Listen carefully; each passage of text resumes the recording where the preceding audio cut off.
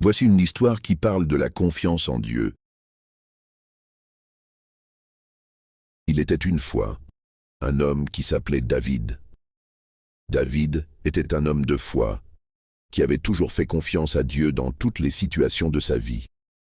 Un jour, David se retrouva face à un géant nommé Goliath, qui terrorisait tout le peuple d'Israël. Goliath était énorme, fort et méchant.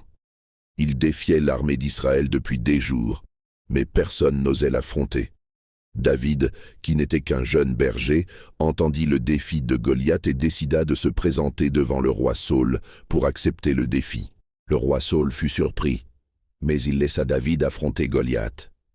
David prit son bâton, son sac de pierres et sa fronde et se dirigea vers Goliath. Le géant se moqua de lui, mais David lui répondit « Tu viens contre moi avec une épée, une lance et un javelot, mais moi, je viens contre toi au nom du Seigneur des armées, le Dieu des troupes d'Israël, que tu as insulté. » David lança une pierre avec sa fronde et toucha Goliath au front. Le géant tomba à terre et le peuple d'Israël fut sauvé.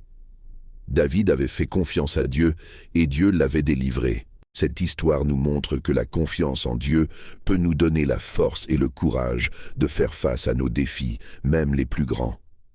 Nous devons toujours faire confiance à Dieu, car il est toujours avec nous. David a compris que la confiance en Dieu n'est pas une question de sentiment, mais de foi. Il a choisi de faire confiance à Dieu, même quand tout semblait impossible. Et Dieu l'a récompensé en lui donnant la victoire. Nous pouvons tous appliquer cette leçon dans notre vie quotidienne. Quand nous sommes face à des défis, nous devons nous rappeler que Dieu est avec nous. Nous devons faire confiance à sa parole, à ses promesses et à son amour. Alors, que pouvez-vous faire pour renforcer votre confiance en Dieu?